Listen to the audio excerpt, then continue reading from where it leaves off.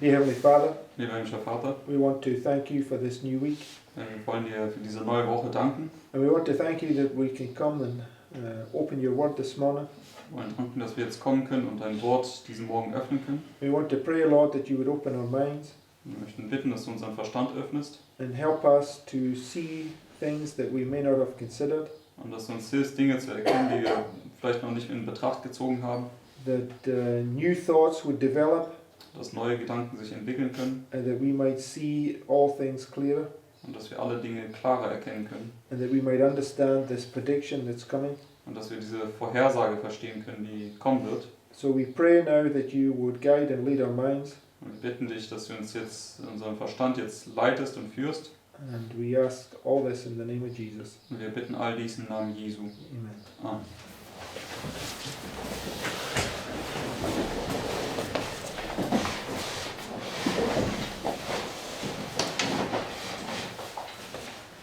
Okay, I put notes in the live stream group. Ich habe Notizen in die Livestream-Gruppe gepostet.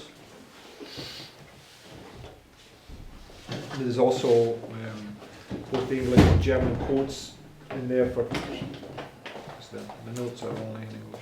Sondern auch noch die deutschen Zitate dort. Everybody there? Ist jeder da? Okay, the first quote we're going to begin with is from Great Controversy, 659. Das Zitat ist jetzt aus dem großen Kampf. It says, "Here is to be the home of Satan with his evil angels for 1,000 years." So, it's speaking about this 1,000 years when Christ comes, right? Spricht über diese 1000 Jahre, wo Christus kommt. So, we understand the Sunday law crisis on 4, 6, 7 is typifying the time of trouble, which is the 7 last plagues, right? Wir wissen, die Sonntagsgesetzkrise schattet diese Zeit der Trübsal, diese 7 letzten Plagen voraus. And the coming of Christ here is prefigured by the angel coming down from heaven, right? Die Zeit der, what did you say? The second coming? The second coming, Also die Wiederkunft Christi ist vorausgestattet durch den Engel, der hier runterkommt. which is prefigured by 9/11, Ist right? auch vorausgestattet durch den 11. September. Because at the second coming of Christ, the whole land's going to be made desolate, right? Bei der Wiederkunft Christi, da wird das ganze Land zur Wüste werden. So when we begin this quote, it's talking about this time period now where Satan is in the pit for 1,000 years. Und in dem Zitat spricht es jetzt von diesen 1000 Jahren, wo Satan in der Grube ist. And the reason why this is, there's no new thing at the end of the world, right? Und der Grund, warum das ist, es gibt nichts Neues hier am Ende der Welt. Everything that is perfectly filled has to be prefigured first. Alles, was sich perfekt erfüllt, muss zuvor vorausgeschattet worden sein. Right? Richtig? So the 7 last plagues have to be prefigured before they can be perfectly fulfilled. Deswegen die 7 letzten Plagen müssen erst vorausgeschattet worden sein, bevor sie sich perfekt erfüllen. Second coming, all these things, they must all be prefigured somehow, right? Das ist die Wiederkunft und das muss ja alles irgendwie vorausgeschattet worden sein. So, here is to be the home of Satan with his evil angels for 1,000 years, limited to the earth. He will not have access to other worlds to tempt and annoy those who have never fallen. It is in this sense that he is bound. There are none remaining upon whom he can exercise his power. He is wholly cut off from the work of deception and ruin, which for so many centuries has been his sole delight. So, in type, what's it going to mean for us?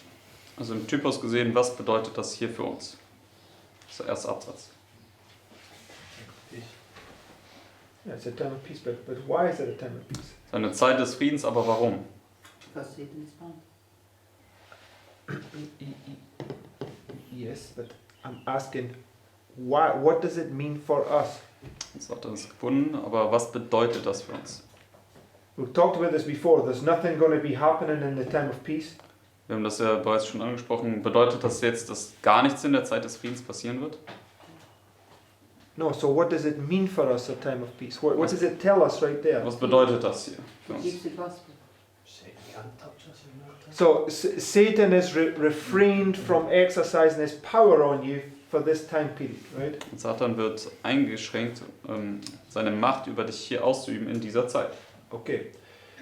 It says, the prophet Isaiah, looking forward to the time of Satan's overthrow, exclaims, How art thou fallen from heaven, O Lucifer, son of the morning? How art thou cut down to the ground, which did weaken the nations? Thou hast said in thine heart, I will ascend into heaven, I will exalt my throne above the stars of God, I will be like the Most High. Yet thou shalt be brought down to hell, to the sides of the pit. They that see thee shall narrowly look upon thee and consider thee, saying, Is this the man that made the earth to tremble, that did shake kingdoms, that made the world as a wilderness, and destroyed the cities thereof, that opened not the house of his prisoners? So, at the end of the time of trouble, right, Satan is seen for who he is, right? The nations realize that they've been deceived, right? Am Ende der Zeit der Trübsal wird Satan erkannt, als wer er ist, und die Nationen werden erkennen, dass sie verführt worden sind. And in that time period, he made the earth to tremble, the earth shook, right, and the cities were destroyed. Und in dieser Zeit hat er die Erde zum Erschüttern gebracht, die Königreiche auch zum Erschüttern, und die Städte wurden zerstört. It says, For 6,000 years Satan's work of rebellion has made the earth to tremble. He has made the world as a wilderness and destroyed the cities thereof. And he opened not the house of his prisoners. For 6,000 years his prison house has received God's people, and he would have held them captive forever. But Christ has broken his bonds and set the prisoners free. Right? So, when the angel comes down here, what's it marking? So, wenn der Engel hier runterkommt, was markiert das dann? What did we just read there? Was haben wir gerade hier gelesen? Okay, you're set free from your bondage, right? Du wirst von deiner Knechtschaft freigesetzt. So it's marking, this point right here is marking the deliverance, right? Der Punkt markiert also die Befreiung hier. And as we've been going through all these points, right, that this is just a parallel to this, they're parallel points, right? Wir haben ja oft gezeigt, dass letztendlich das und das eine Parallele ist. Okay, so we read there that this is the perfect fulfillment of when it says, O Lucifer, how art thou fallen from heaven, right? Und wir haben gerade hier in dem Zitat gelesen, dass das also dann hier die perfekte Erfüllung ist von O Lucifer, wie bist du vom Himmel gefallen? Okay.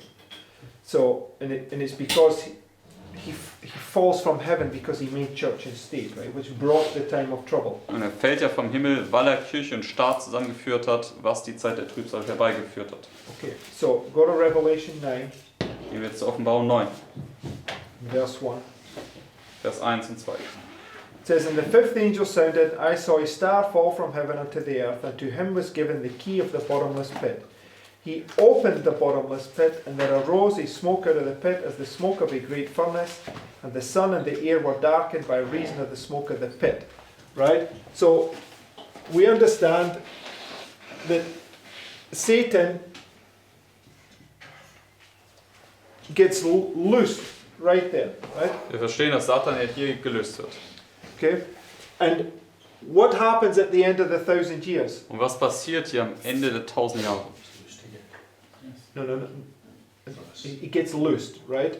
Da wird er gelöst. And this Sunday law is the same as this Sunday law, right? Dieses Sonntagsgesetz ist ja dasselbe wie das erste Sonntagsgesetz. So this star coming down from heaven, the mass Sunday law crisis, is when Satan is loosed from his pit. And that's what you see there, right?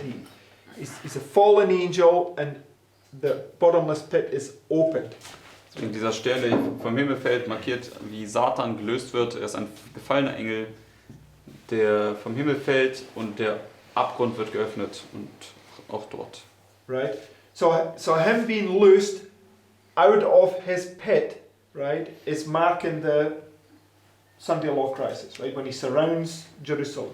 Also wenn er aus seiner Grube gelöst wird, dann markiert das die Sonntagsgesetzkrise, wenn er Jerusalem umlagern wird. And at the end is going to say, yeah, how art thou fallen from heaven, O Lucifer, because of what you did here, right? Und das Ende des Sonntagsgesetzes jeweils sagt es dann, wie bist du vom Himmel gefallen, O Lucifer, weil er am Anfang Kirche und Staat verbunden hat. So the point I want to make, when Satan is loosed out of the bottomless pit, it's a representation of his kingdom, what his kingdom looks like. Right? Also wenn Satan aus dem Abgrund gelöst wird, dann ist das eine Darstellung von seinem Königreich, wie nämlich sein Königreich aussieht. And it says here, Revelation, you go down to verse 11. Gehen wir jetzt zu Offenbarung 9, Vers 11. And they had a king over them, which is the angel of the bottomless pit. Right? So it says, it's in Revelation 9:11. What happened at 9:11? Es steht ja in Offenbarung 9, 11, also 9, 11. Und was ist an 9/11 passiert? What happened on 9/11? Power before. Okay, buildings were desolated, right? Gebäude wurden verwüstet. And who did we just read was responsible for all the cities being destroyed? Und was haben wir gerade in Jesaja 14 gelesen? Wer ist verantwortlich dafür, dass die ganzen Städte zerstört werden? Satan, right? Satan. So the point that I want you to see is that Revelation 9 is a representation of Satan's kingdom. Ich möchte euch sehen lassen, dass Offenbarung 9 eine Darstellung von Satans Königreich ist. We've gone through this before, but I want to remind us of this. Right? Und das haben wir schon mal angeschaut, aber ich möchte euch nochmal daran erinnern. So, if this time of trouble is representing or is typifying the 7 last plagues, right? And the 7th plague reaches to the point where Satan's kingdom comes to an end, right? Also wenn das diese Zeit der Trübsal jetzt die 7 letzten Plagen darstellt und die 7. Plage den Zeitpunkt markiert, wo Satans Königreich zu einem Ende kommt, Who's doing the 7 last plagues? wer führt dann die 7 letzten Plagen aus? Satan, right? Satan. So this is an illustration of Satan being allowed to exercise his power, right? Es ist also eine Darstellung hier, wie Satan seine Macht ausführen darf. And when he exercises his power, he's destroying cities, he's destroying people's lives, right? Und wenn er seine Macht ausführen darf, dann zerstört er Städte und er zerstört Menschenleben. So that's the way it says Christ is the restorer, Satan is the destroyer, right? Einmal sagt, Christus ist der Wiederhersteller, Satan ist der Zerstörer. So we know that 9/11 is a marker for us to teach us what's coming, right? Deswegen können wir wissen, dass der 11. September ein Markstein ist, der uns lehren soll, was kommen soll. Okay, so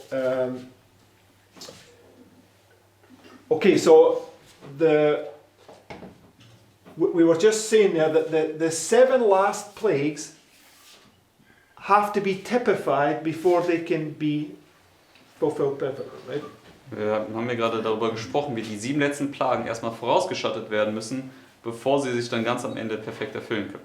Okay. Now, if you just go to Revelation 14. Gehen wir in unsere Bibel zur Offenbarung 14. Point here. Vers 9. Offenbarung 14, Vers 9.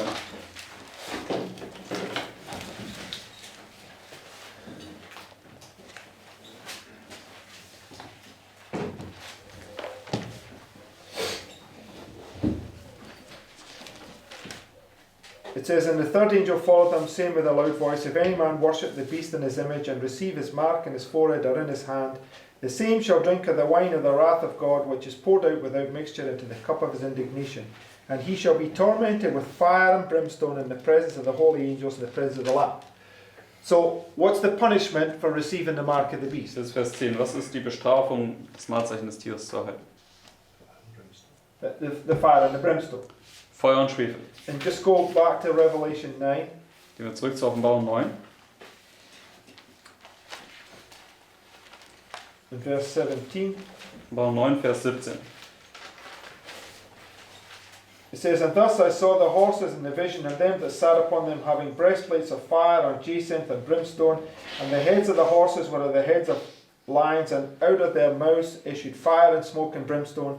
By these 3 was the third part of men killed, by the fire, by the smoke, and by the brimstone which issued out of their mouths. Right? So, Bis Vers 18. Revelation 9, which is marking Satan coming out of the bottomless pit, Das ist Offenbarung 9, was hier Satan markiert, wie er aus dem Abgrund aufkommt, where he's exercising his power, wo er seine Macht ausübt. is typifying the 7 last plagues. schattet die 7 letzten Plagen voraus. The 7 last plagues is the fire and the brimstone. Die 7 letzten Plagen sind das sind Feuer und Schwefel. We see in Revelation 9 there, we see that this enemy that comes out the bottomless pit is the fire, the smoke, or the fire and the fire, smoke and brimstone, right? Beim 9 haben wir gesehen, dass der Feind, der aus dem Abgrund hier aufkommt, ist Feuer, Rauch und Schwefel. Okay, we saw that Sodom, we know that Sodom was destroyed by fire and brimstone, and obviously it left this big trail of smoke. Wir wissen ja, Sodom wurde ja auch durch Feuer und Schwefel vernichtet und es hat dann diese große Rauchsäule hinterlassen. And just remind us, let's go to Jude, Gehen wir zu Judas Brief. verse 7. Judas Brief 1, Vers 7. It says, even as Sodom and Gomorrah and the cities about them in like manner, giving themselves over to fornication and going after strange flesh, are set forth for an example, suffering the vengeance of eternal fire. So, Satan's kingdom is represented by these radical Islamists, right? Also Satans Königreich wird durch diese radikalen Islamisten also dargestellt. Right? They're typifying the work of the 7 last plagues. Sie schatten das Werk der 7 letzten Plagen voraus. Okay? So, when you have this, he's basically been loosed out of the bottomless pit. He's demonstrating this is who I am the destroyer. Er wird also hier aus dem Abgrund gelöst und dann demonstriert er, wer eigentlich ist. Er sagt, ich bin der Zerstörer. Okay? And go to Galatians chapter 4. Gehen wir zu Galater 4.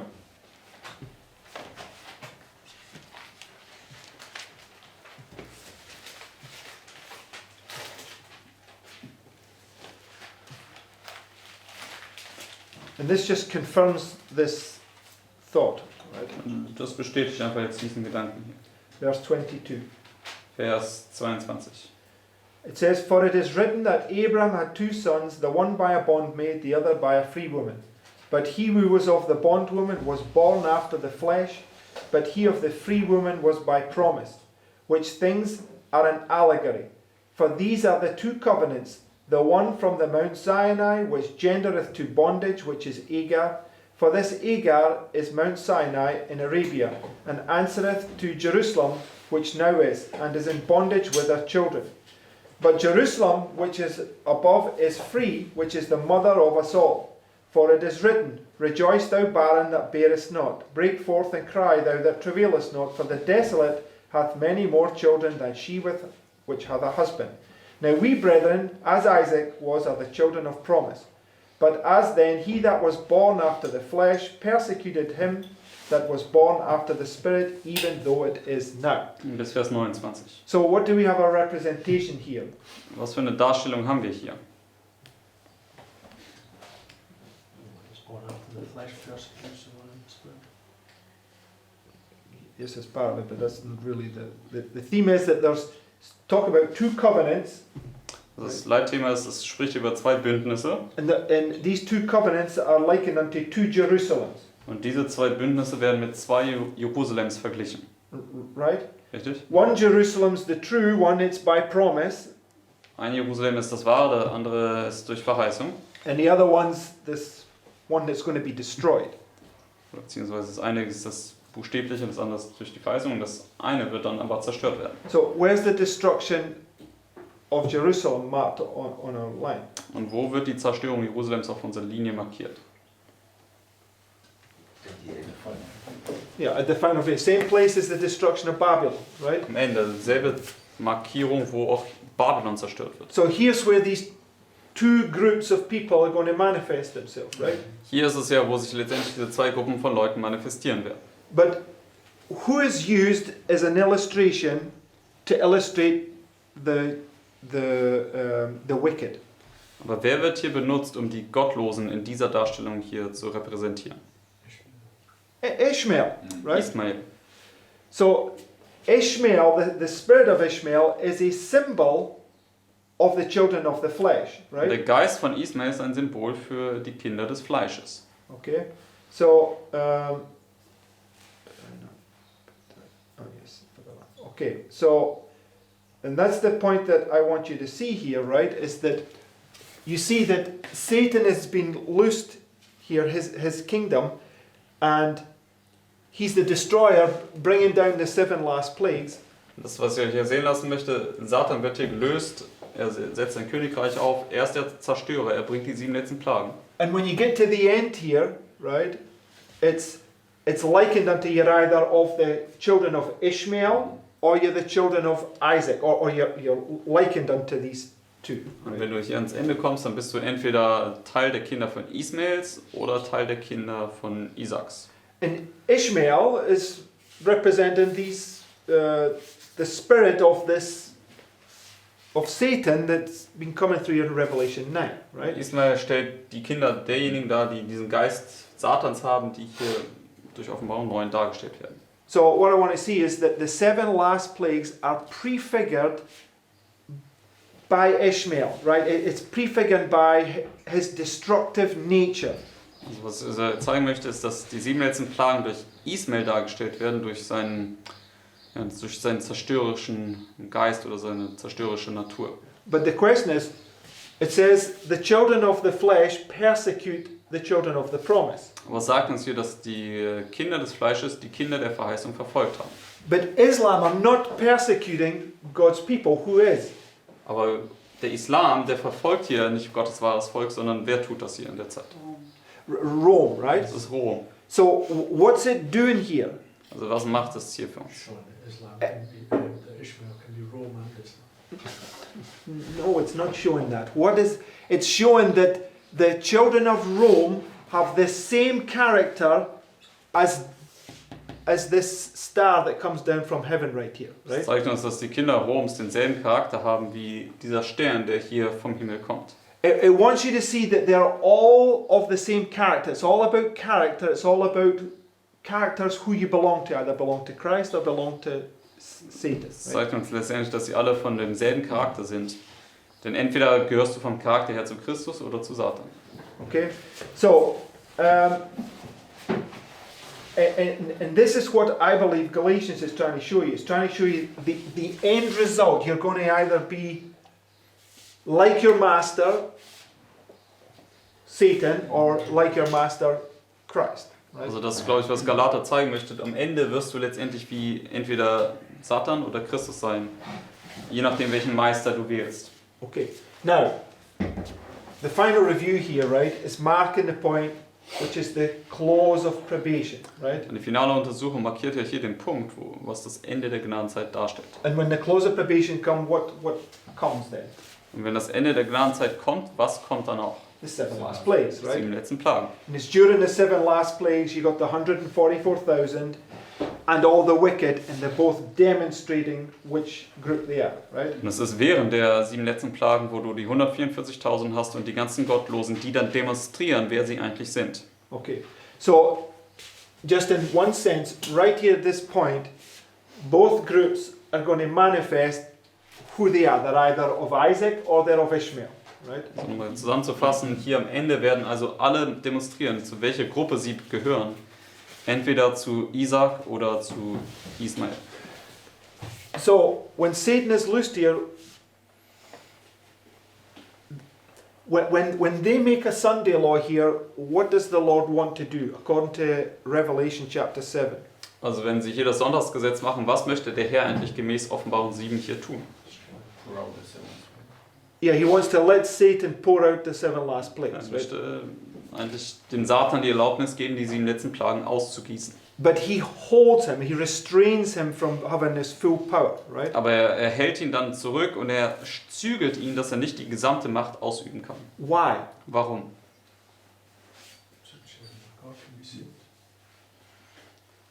Dass Gottes Kinder versiegelt werden So, können. so everybody gets a chance to make a decision of what between truth and error, right? Sodass jedem hier eine Möglichkeit gegeben wird, eine Entscheidung zwischen Wahrheit und Irrtum zu treffen. Right? So this is the whole time period where you're making a decision, and here it's done, right? Das ist die gesamte Zeit hier, wo du eine Entscheidung treffen musst, und hier ist es dann abgeschlossen. Now, just go to Job chapter 1, Gehen wir zu Hiob 1, verse 6. beginne in Vers 6 bis Vers 12. It says, Now there was a day when the sons of God came to present themselves before the Lord, and Satan came also among them. And the Lord said unto Satan, Whence comest thou? Then Satan answered the Lord and said, From going to and fro in the earth, and from walking up and down in it. Okay? So, Bis Vers 7 erstmal. where do we mark this illustration here? Wo markieren wir hier diese Darstellung? Where do we mark this illustration here? Before the test. No, okay, but when Satan gets to go forward here, where do we put it? That's the point I'm asking. Maybe it's a bad question. Also wenn Satan jetzt vorwärts gehen darf, wo markieren wir das? The Sunday law, right? It's Sonntagsgesetz. the first test of Job, right? Das ist der erste Test des Hiob. So, when you go to verse 12, Gehen wir jetzt runter zu Vers 12. and the Lord said unto Satan, Behold, all that he hath is in what? Thy power, right? Alles, was hat, ist jetzt in deiner Macht. So what is Satan being allowed to exercise Also now? was wird dem Teufel jetzt für eine Erlaubnis gegeben? Was darf er ausführen? His power, right? Seine Macht. Only upon himself put forth not thine hand, so Satan went forth from the presence of the Lord, right? So Satan, the star coming down here is him being allowed to go forward now and exercise his power, right? Also dem Satan wird jetzt hier erlaubt, wenn er runterkommt, seine Macht auszuüben und vorwärts zu gehen.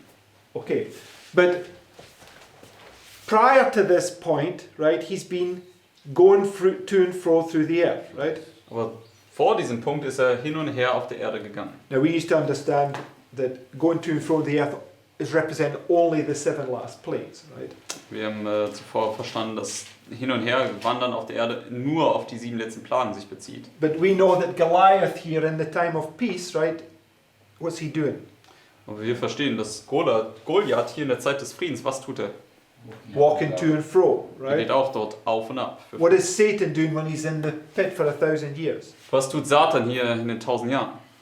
Walking to and fro, right? Er geht auch auf und ab auf der Erde. So when you come to the end of the time of peace, he's loosed and he surrounds the city. It's the Sunday law, right? Also wenn du dann zum Ende der Zeit des Friedens kommst, da wird er gelöst und umlagert Jerusalem. But we know in other illustrations, it also marks a time now where he's walking to and fro. It just depends which work he's doing, right?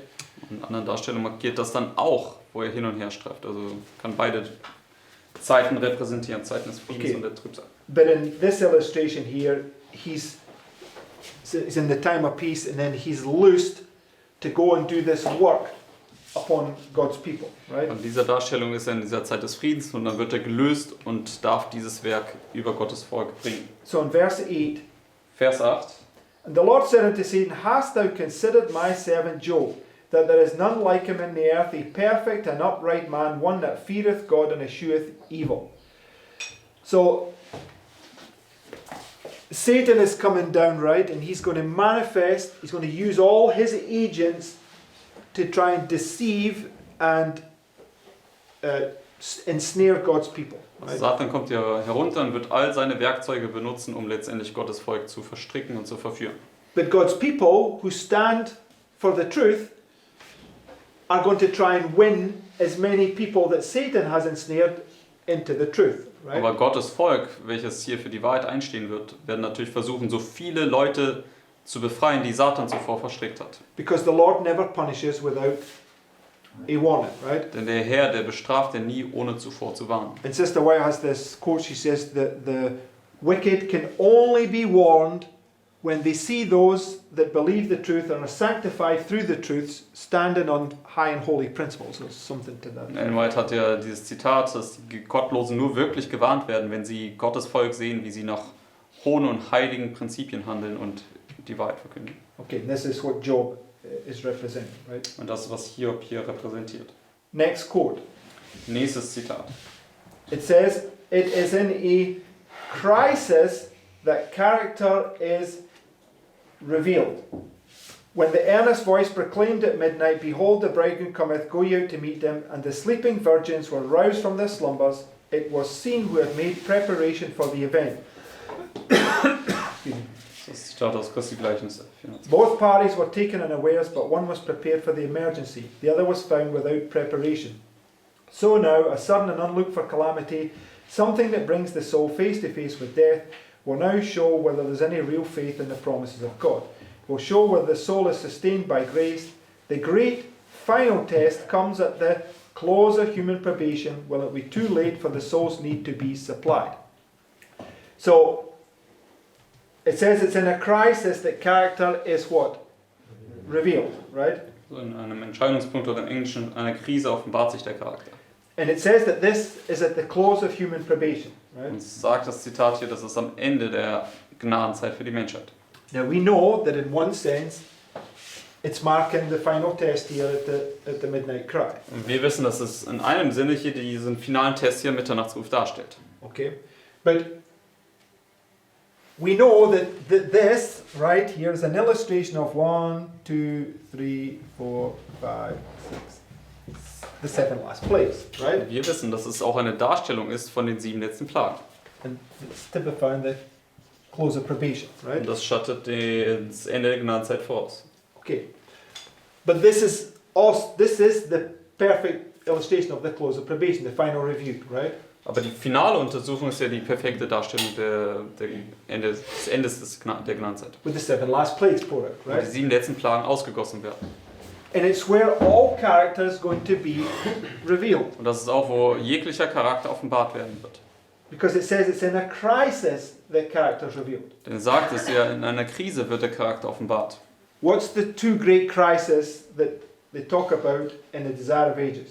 Und was sind diese 2 großen Krisen, über die Jesus im Leben Jesu spricht? The second coming and the destruction of Jerusalem, and he mingles them together, right? Die Zerstörung Jerusalems und die Wiederkunft, und er vermischt sie dort in dieser Rede. So the day of the Lord is the great crisis, right? Deswegen der Tag des Herrn ist diese große Krise, Where your character's going to be revealed and it's the close of probation, right? wo dein Charakter offenbart wird, und das ist dann auch das Ende der Gnadenzeit. So when you understand this,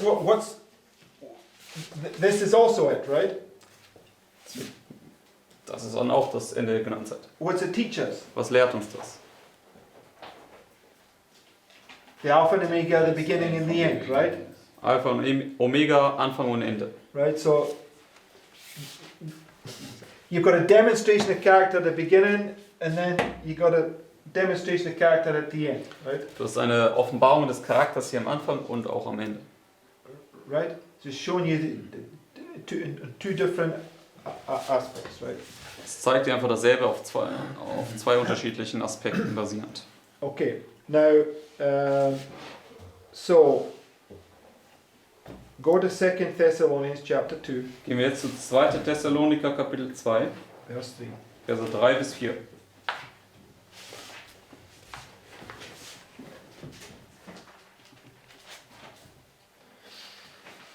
So,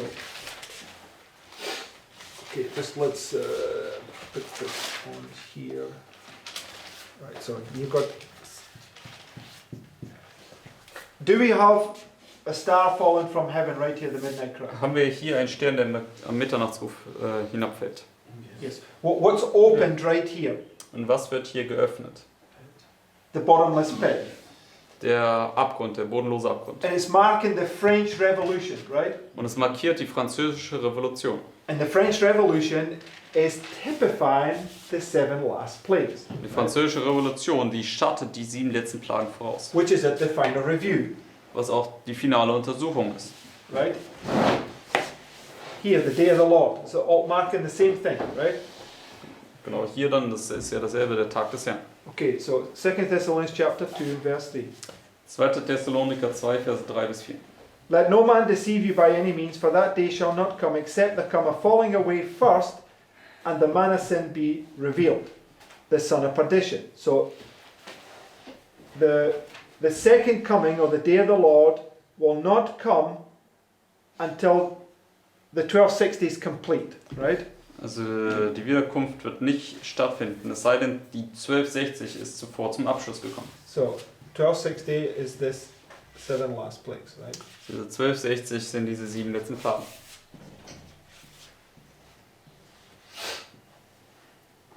Okay, final review, final review. They're both just showing the same thing, right? Finale Untersuchung zeigt dir letztendlich dasselbe.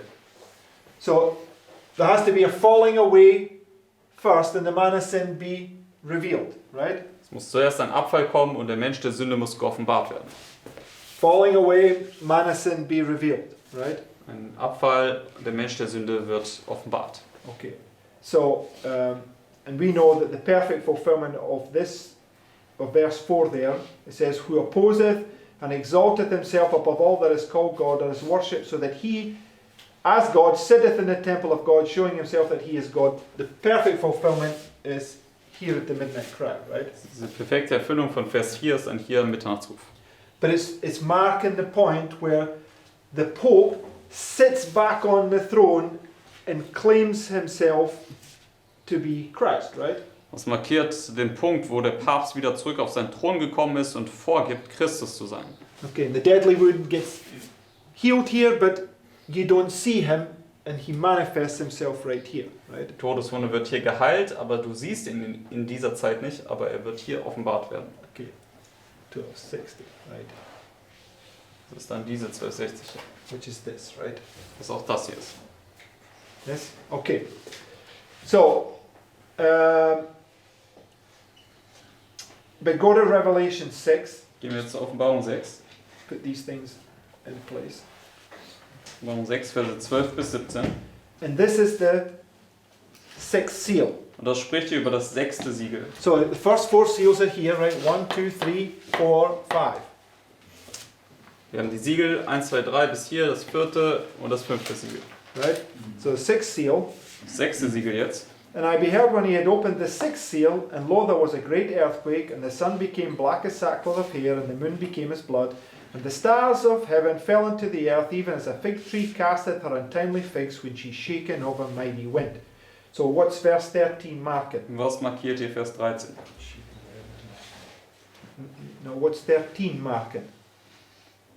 Was markiert Vers 13? Stars fall from heaven. That's what it says. Okay, I'm not denying that that's happening, but what is verse 13 specifically, what is it marking? Was markiert Vers 13? Just read it. It's marking more than the stars falling from heaven. What is it talking about? Worüber spricht das hier? The fig tree casteth her untimely figs. What is that? Wenn der Feigenbaum seine unreifen Feigen abwirft, was ist das? Is the what, sorry? Falling of the stars. Yes, that's what it says, Mark. What's the fall? It says that there. They've said it 3 times. What is the falling of the stars? What is the falling, the fig tree casting her untimely figs? Was ist es, wenn der Feigenbaum seine unreifen Feigen abwirft? I'm not asking what it says. What does it represent? Was steht es da? The falling away, right? I didn't hear this. People. You need to speak up a bit then, right? Also das ist das Wegfallen. It's marking the falling away, right? Markiert dieses Wegfallen hier. So that day shall not come except there come a falling away first, right? Also dieser Tag wird nicht kommen, es sei denn, es kommt dieser Abfall zuerst. And the falling away is marked right here, right? Und dieses Wegfallen ist ja dann hier im Mitternachtsruf markiert. Okay, which is, and the sixth seal is right here, right? Und das 6. Siegel ist hier. So it's marking the shaking of the heavens and the earth, and where the stars fall from heaven. But it's showing you this illustration or paralleling this falling away first, right? Also es markiert hier das Erschüttern des Himmels und Erde, die Sterne fallen vom Himmel und das ist hier eine Parallele zu diesem Wegfallen. So it's just confirming this thing that's at the beginning and the end, Das right? steht hier einfach nur den Gedanken, dass das am Anfang und am Ende ist. Okay. Because when you come down to verse 17, Denn wenn wir runterkommen zu Vers 17, it says, "For the great day of his wrath is come, and who shall be able to stand?" What is that marking? was markiert Vers 17? It's the second coming, but the great day of his wrath is the 7 last plagues, Also die right? 7 letzten Plagen. So We know in the close of probation, the 7 last plagues begin to fall. It's the great day of his wrath, right? In der Gnadenzeit kommt der große Tag des Zorns, die 7 letzten Plagen fangen an zu fallen. But just to confirm this point you had, go to Malachi chapter 3. Um diesen Punkt zu bestätigen, gehen wir zu Malachi 3.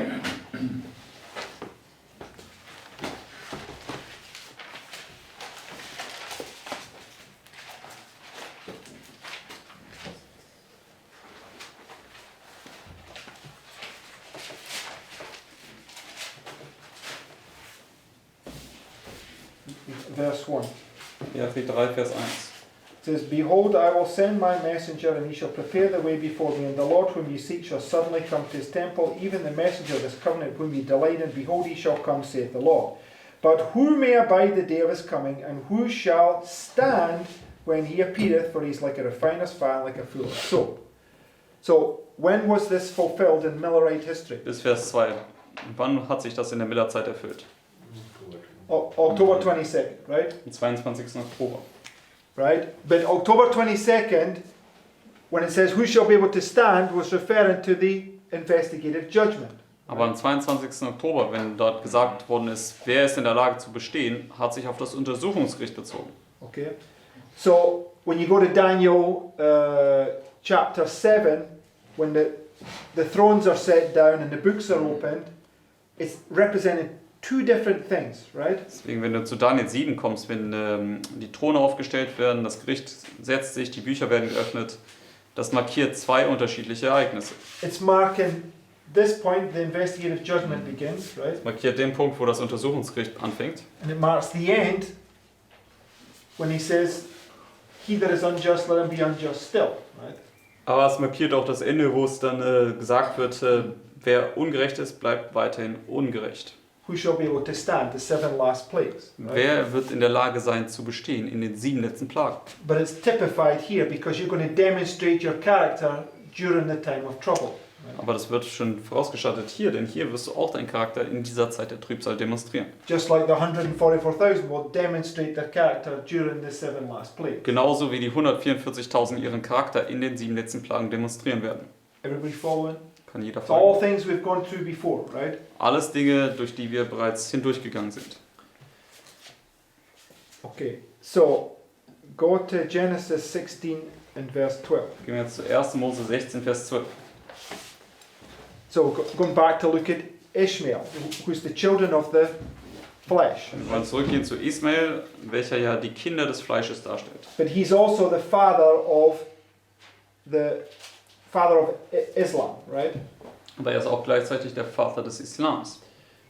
It says, and verse 12, and he will be a wild man, his hand will be against every man, and every man's hand against him, and he shall dwell in the presence of all his brethren.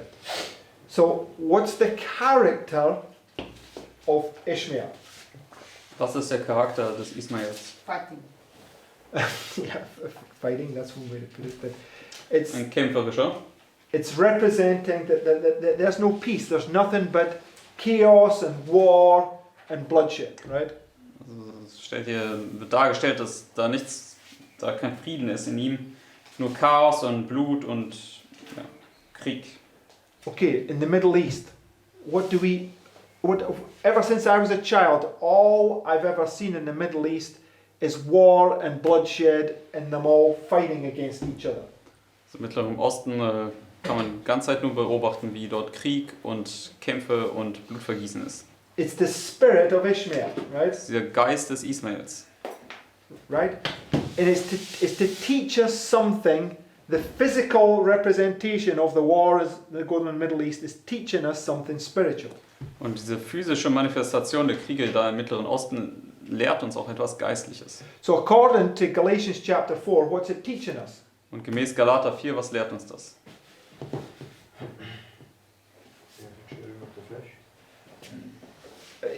Yes, but yes, that's correct. But it's teaching us when you choose Satan, that's what your lot is, right? That's what you're going to end up with, and that's where you're going to perish, right? Lehrt uns in einer Art und Weise, dass wenn du Satan wählst, das ist dein Herr und mit dem wirst du dann auch vergehen. right? It says you'll know them by their fruits, right? Du wirst sie durch ihre Früchte erkennen. Okay, and the fruit of that religion is constantly being manifested, right? Die Frucht dieser Religion wird beständig offenbart. But does that mean that we have no wars and that in the West? Aber heißt das jetzt, dass wir deswegen keine Kriege irgendwie im Westen haben? Oh ja. No, we have wars, right? Nein, wir haben natürlich auch hier Kriege.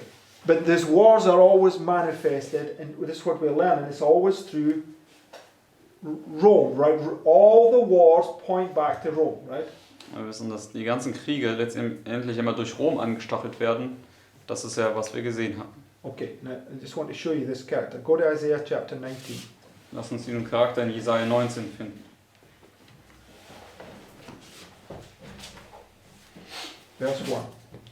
Jesaja 19, ab Vers 1 bis Vers 6. It says, The burden of Egypt, behold, the Lord rideth upon a swift cloud, and shall come into Egypt, and the idols of Egypt shall be moved at his presence, and the heart of Egypt shall melt in the midst of it. What is this marking? Was markiert hier Vers 1?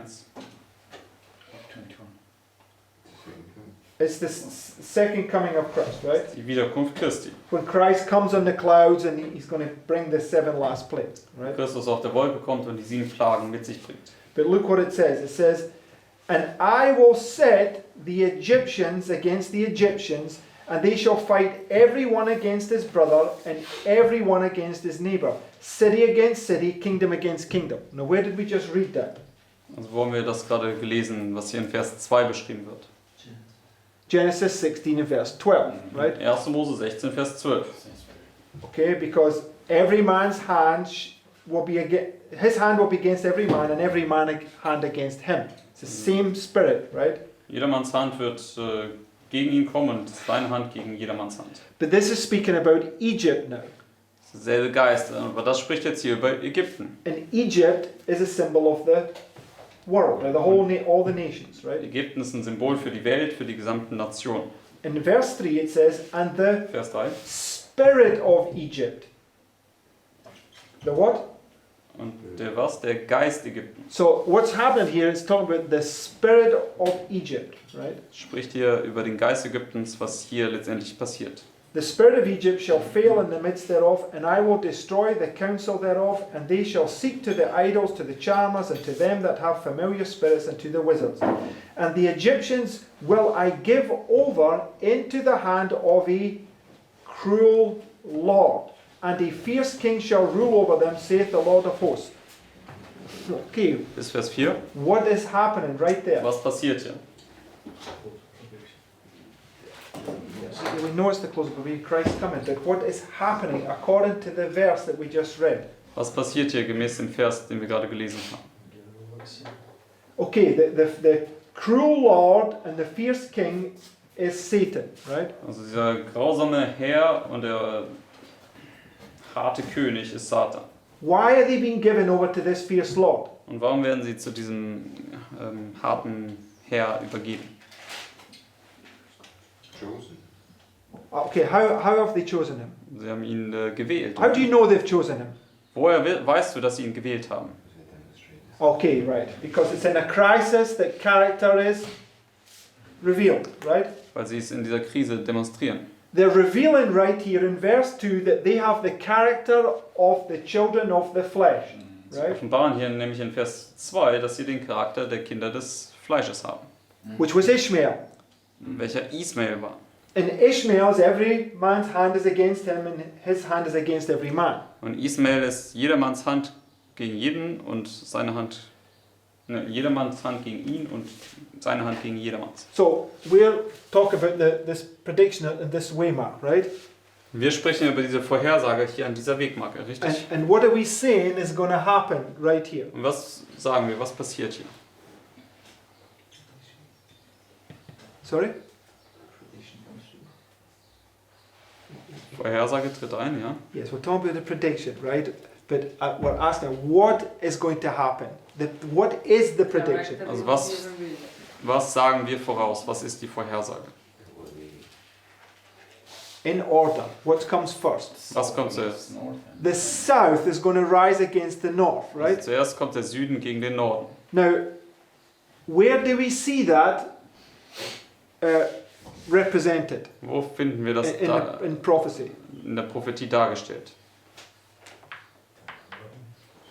Yeah, okay, Daniel 11, that's at the beginning, but where else do we see it represented? Wo finden wir das dargestellt? Daniel Vers 40 ist am Anfang. I already mentioned the French Revolution, right? Französische Revolution. When they come, the bottomless pit is opened, right? Der bodenlose Abgrund wird geöffnet. So where else is the bottomless pit opened? Wo wird der Abgrund auch noch geöffnet? Revelation 9, right? Offenbarung Kapitel 9. The children of Ishmael. Die Kinder Ismaels. So when the bottomless pit is opened right here, what are they doing? Wenn der Abgrund geöffnet wird, was tun sie dann? They're showing that they are now the children of Ishmael, right? Sie zeigen jetzt, dass sie die Kinder Ismaels sind. They have become just like their master, Sie sind right? genauso wie ihr Meister geworden. Okay. So the point that when you just go to Revelation 11, Wenn wir jetzt einfach zur Offenbarung 11 gehen,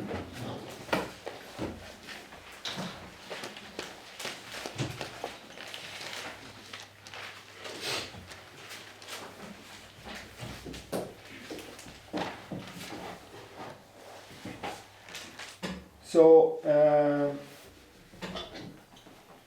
and it's, what's very nice is that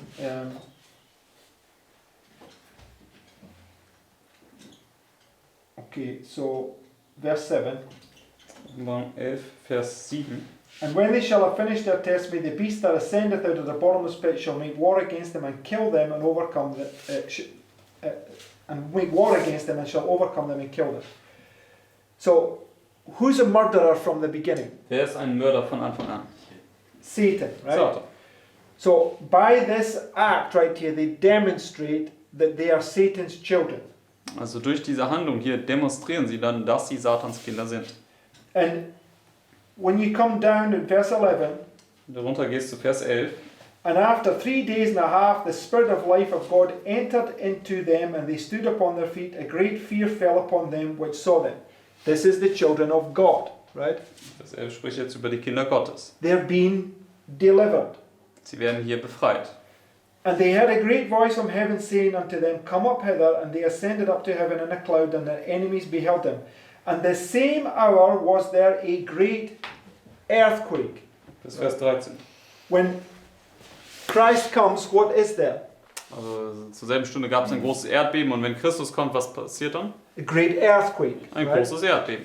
It's marking this point right there, right? Markiert hier diesen Punkt. And this earthquake in history was this great political upheaval that took place, right? Und dieses Erdbeben hier in der Geschichte stellte diese große politische Aufbegehren dar. And at the end of the French Revolution, what did they put back in place? Und am Ende der Französischen Revolution, was haben sie wieder eingesetzt?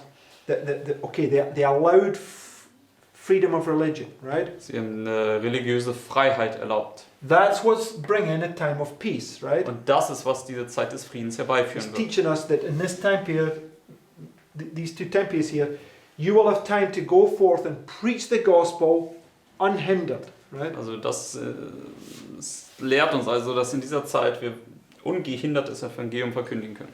But the point I want to get to, hopefully I can get there, right, is that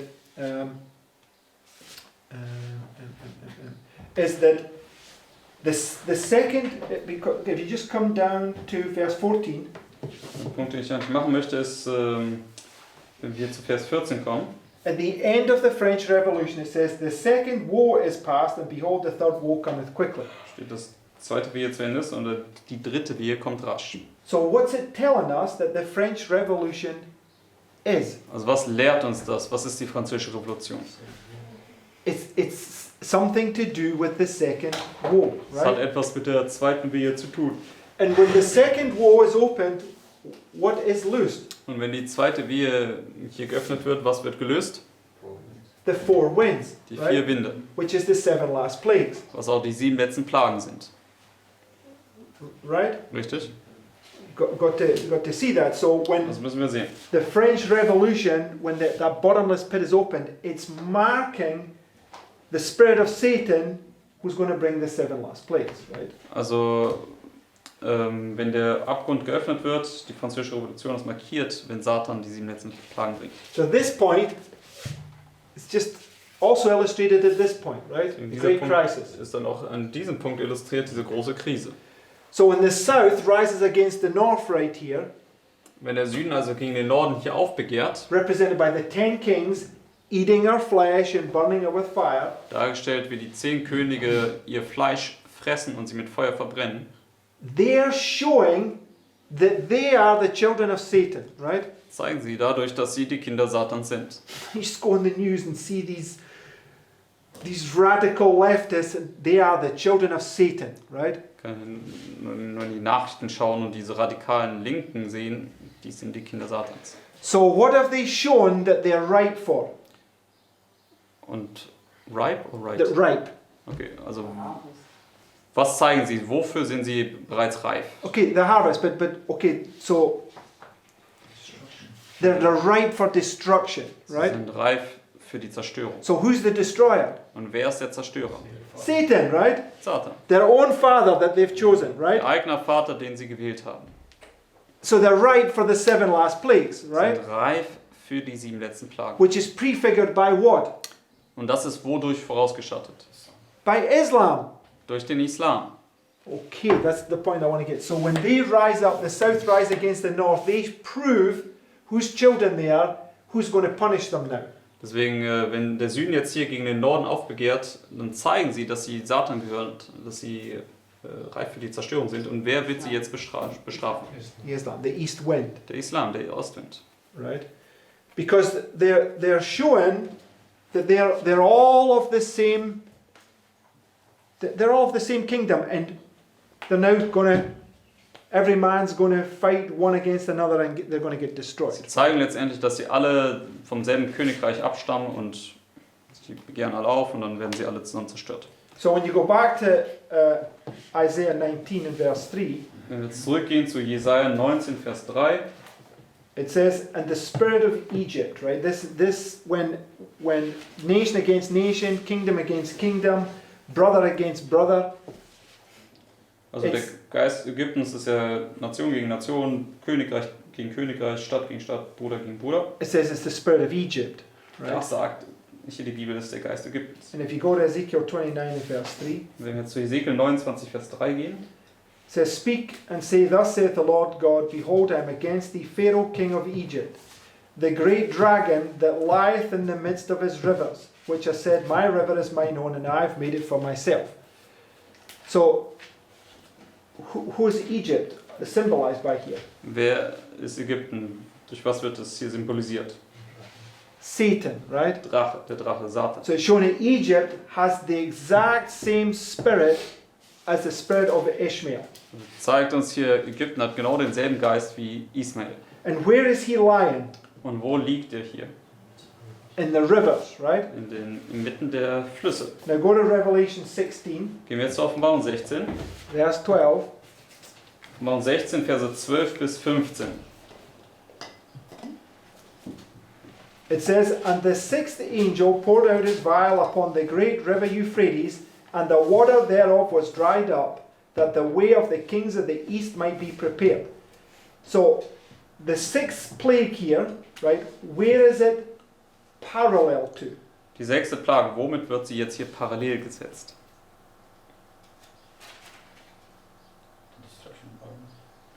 No, come on, we've shown this, Sixth mate. trumpet. The what, sorry? Sixth trumpet. The 6th trumpet, the second woe, Die right? 6. Posaune, die 2. Wehe. It's marking point where the 4 winds are loose, the rivers are dried up, right? Hier, wo die 4 Winde gelöst werden, die Flüsse werden ausgetrocknet. In Revelation 9, right?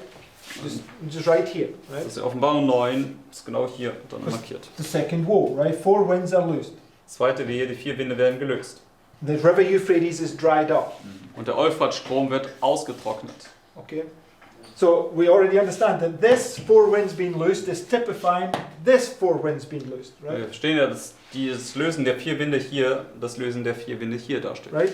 Because when the 4 winds are loosed, the 7 last plagues pour out. Denn wenn die 4 Winde gelöst werden, dann werden ja die 7 letzten Plagen ausgegossen. And the 4 winds are loosed, the 7 last plagues are poured out. Wenn die 4 Winde hier gelöst werden, die 7 letzten Plagen werden ausgegossen But we werden. just know that it's held here because it's going to repeat, and here's where the 7 last plagues will pour Wir out. verstehen nur, dass es hier gehalten wird, denn das Sonntagsgesetz muss sich hier wiederholen und dann werden hier am Ende die 7 letzten Plagen ausgegossen werden. Right? Are we following? Kann jeder folgen? Got to follow, right?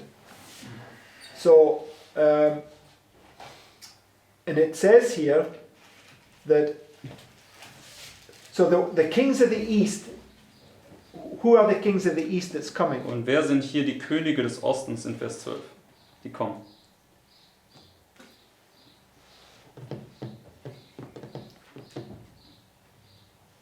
Der Vater und der Sohn. Okay, yes, but in history, who are they prefigured by? Also der Vater und der Sohn, aber in der Geschichte, durch wen sind die vorausgestattet worden? Cyrus and Darius, right? Darius und Kyros. Okay, so it's marking the beginning, it's marking the time of the end, 538, the fall of Babylon, right? Also es markiert hier den Anfang 538, den Fall Babylons. Which also marks the physical fall of Babylon at the end, right? Und markiert aber auch dann den physischen Fall hier von Babylon am Ende. Right? Richtig? So 538, the fall of Babylon is teaching both the beginning and the end. 538, der Fall Babylons markiert sowohl Anfang als auch Ende. But it says, and I saw 3 unclean spirits like frogs come out of the mouth of the dragon, out of the mouth of the beast, out of the mouth of the false prophet, for they are the spirits of devils. So they're just going to demonstrate now that they are of the same spirit as Satan, who's coming to claim his own, right? Also sie demonstrieren letztendlich, dass sie denselben Geist haben wie Satan, der jetzt hier kommt, um sein Eigentum in Anspruch zu nehmen. Right? Because the kings of the east, there, Cyrus and Darius, are represented by Islam in the second woe. Deswegen die Könige des Ostens, der Kyros und Darius, sind auch in der zweiten Wehe ist der Islam dargestellt. Which is this cruel lord that's coming to take his children, right? Welcher dieser grausame Herr ist, der kommt, um seine eigenen Kinder in Anspruch zu nehmen. And who's he coming against? He's coming against the threefold union, Gegen wen kommt er? Gegen die dreifache Union hier, which have the spirit of devils. die den Geist der Teufel haben. It's the same kingdom, right? Das ist dasselbe Königreich. For they are the spirit of devils working miracles, which go forth unto the kings of the earth and the whole world to gather them to the battle of the great day of God Almighty. Behold, I come as a thief. Blessed is he that watcheth and keepeth his garments, lest he walk naked and they see his shame. It's a parallel to the last warning message at the midnight cry. Das ist eine Parallele hier zur letzten Warnungsbotschaft hier am Mitternachtsruf. Okay, so we're going to run out of time. We've got no time to do this. Okay, so we'll continue this tomorrow. But Wir werden morgen weiter damit fortfahren. I just want you to understand that what the Lord's trying to show us is that Islam is being used as a physical representation to illustrate Satan's kingdom. Was der Herr uns zeigen möchte, ist also, dass der Islam, der radikale Islam, eine physische Demonstration von Satans Königreich ist. And he's showing us that if we don't turn to the truth, that's going to be a lot. That's the character that we're going to be like, and that's what's going to happen to us. That's how we're going to die. Und letztendlich zeigt der Herr uns dadurch, dass wenn wir uns nicht zur Wahrheit wenden, dann werden wir so enden. Das ist auch, wie wir dann umkommen werden. Okay, so in Galatians chapter 4, it's showing us that basically, the children of the east and the children of the north, which also includes the south and the west, they're all Satan's kingdom, and you've got to make this choice, right? Also Galater 4 lehrt uns letztendlich, dass die Kinder des Fleisches, das ist ja Nord, Süd, Ost und West, sind alle letztendlich vom selben Geist und man muss die Entscheidung treffen. Okay, now I'm trying to get to a point, but obviously we can't get here today, but we will take this up again tomorrow. Und ich wollte letztendlich uns zu einem gewissen Punkt führen, aber das schaffen wir heute nicht mehr, das werden wir morgen fortsetzen. Okay, let's close with prayer. Lass uns mit Gebet abschließen.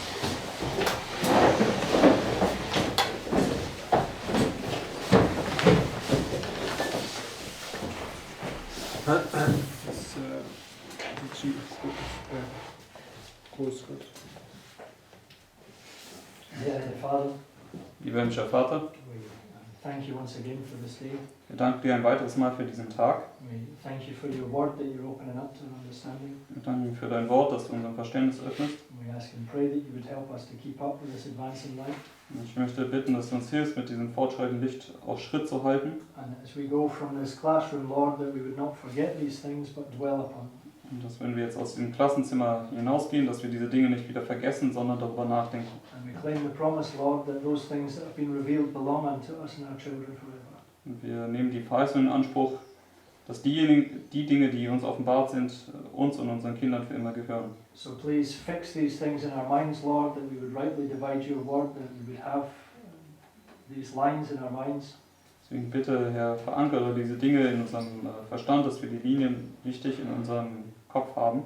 So that as you unfold this prediction to us, Lord, we can with surety say the things that are about to transpire. Dass wenn du die Vorhersage noch völlig offenbarst, dass wir mit Gewissheit das sagen können, was kommen wird. So please bless us as we go about this day. Deswegen bitte segne uns, wenn wir jetzt in den Tag hineingehen. And please continue to develop the character of Christ in us. Und bitte fahre fort, den Charakter Christi in uns zu entwickeln. We give you thanks for all things in Jesus' name. Und wir geben dir Dank in allen Dingen, in Jesu Namen. Amen. Amen.